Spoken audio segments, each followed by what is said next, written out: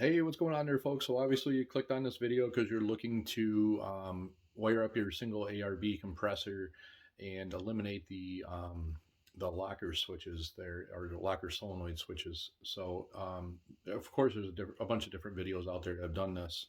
Um, and anyway, too, if you're a returning viewer and you're just looking for my content to watch it, thanks for returning. And if you are new to the channel and you are watching this for information, consider subscribing, commenting, let me know what you think, and give it a thumbs up, and I'd really appreciate it. So, without further ado, I'm going to spin around and show you how I eliminated the harness for the solenoids, and kind of did it in a somewhat of a neat manner. So here it is, of course, the compressor. I can't tell you the exact part number. I think it was K or CKM12, something like whether or another or something like that. So this is the part that's going to come there. It's going to have a bunch of stuff, and it'll actually have them labeled. Switch 2, switch 1, I believe, and then the switch you want for the turn on switch for the actual switch that's going to turn the compressor on is, I believe, it's isolation switch. So this pile of wires here will actually be for the solenoids, but this is the one I'm eliminating out of that. So first off, you have a blue with a white tracer, and that was actually connected. So there is a couple wires that do have to get cut here, but then there's a couple I take out of the connectors too, which makes it a little better. You can, personal preference on how you want to do it. So this was connected to that, and blue with a white tracer is just the illumination for this switch, so you can turn your headlights on or whatever, and it'll illuminate at night. So if if you're one of them people, you did want to have the switch laid up, which I'm gonna actually, and you wanted it lit up at night with your headlights, maybe you did, you were filling up somebody's tire on the side of the road, and you wanted to see the switch without turning the dash lights on or turning the lights on, interior lights inside the vehicle, then that's that. So that one I did cut. Again, the blue with the white tracer is the illumination lights, and if you bought this compressor new, it's gonna have a wiring diagram to show you where the wires go on the back of this. It's numbered on there. So moving on, we go to, there's a yellow and there's a green wire in this connector with all the other connectors for the switch 1 and 2 for the air locker solenoids if you had them. Excuse me. So these, I actually took the connectors out of the plug that they had came in. So that would be this would originally have the red, black, straight green, straight yellow. I don't believe there's any lines or any other colors on them. And they would be into the back of this plug here, and they would plug into your switch. So what you're going to have to do if you want to take them out is you're going to have to get, I've actually got a special tool from working on vehicles that actually does it. So we can see if you can see that there.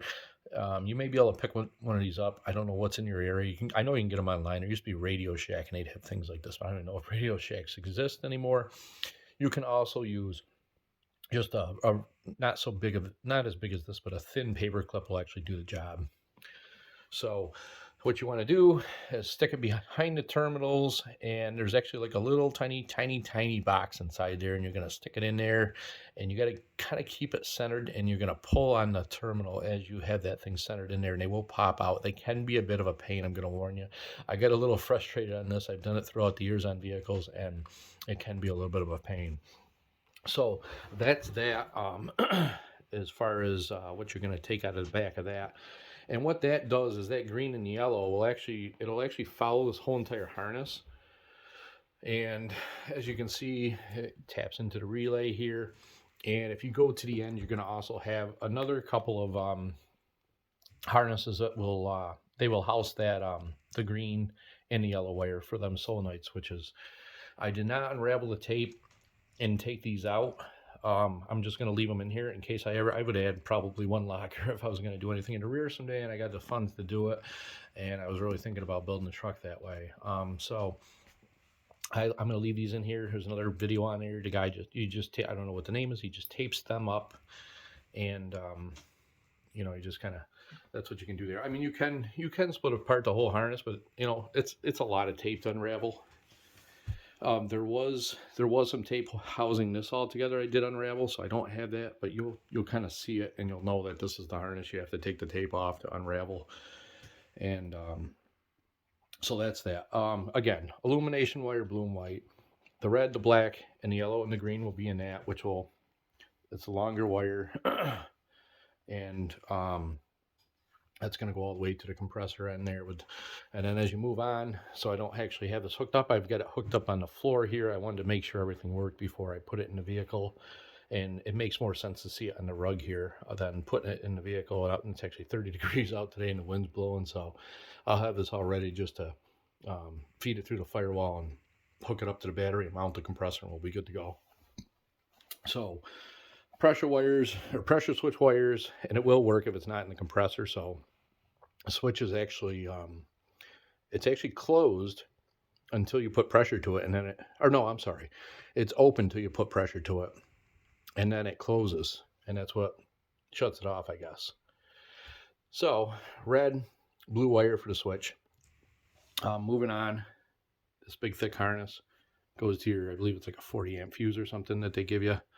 And they give you these little terminals to put on the ends. So one is the black one, and that just grounds the switch. I think the illumination of the switch and just the switch itself to the relay. So you're going to want to put both these black with white tracer and the black one to your battery ground. And of course your red thick one, place that eyelet on there and put that to your battery and your power.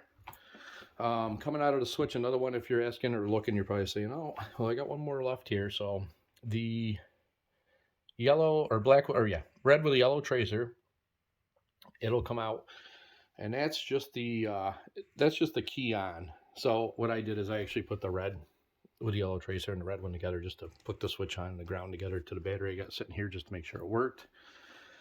So I will move on to the next step, and I will put it into the vehicle. I'm actually not going to put this on the mount. I'm going to mount it to the fender, and I'm going to use a square little tiny mount that they have and somehow kind of rig this up. If it doesn't, in case, work that way in my Tacoma, I can just make something up. I'm not going to pay $120 for a mount when I can just go buy some metal at our local metal store and just fab it up. But anyway, we'll continue on. I'll go on to the next part of how I've got this installed, and we'll go from there. All right, I'm back here. It's about 4 hours later, and as you can see, there's lights around me. It is also dark outside. I was pretty much determined to get this thing done for sure. So while I did everything, I didn't have anybody to hold the camera or tripod or anything like that where I could actually show you every detail. So now that the compressor's in place and all the wiring and everything, I'm just going to basically spin around and show you what I did. And I didn't use a mounting bracket. I mounted it right to the wheel well.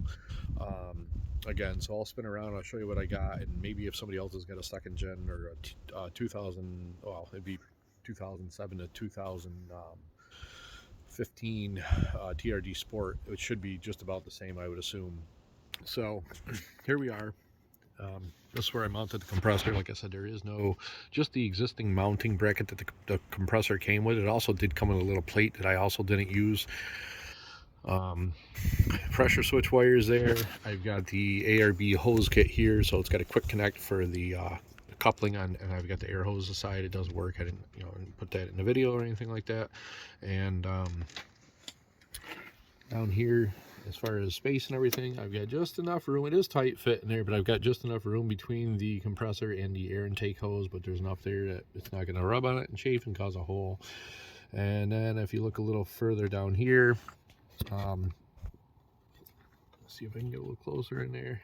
But anyway, you can kind of see where I mounted it down there to the fender, and there's plenty of clearance between the ABS module. So also looking down below it, you'll see the 4 bolts that actually I tightened to it. The surface is uneven, but it still worked. It's real thin metal right there, so I just kind of cranked it tight, and I'm sure it kind of formed to the bracket on the compressor. And it's not like this thing's going to be running while you're driving it down the road or anything like that. So some people may say you want some rubber for to cushion it, or for vibration or whatever.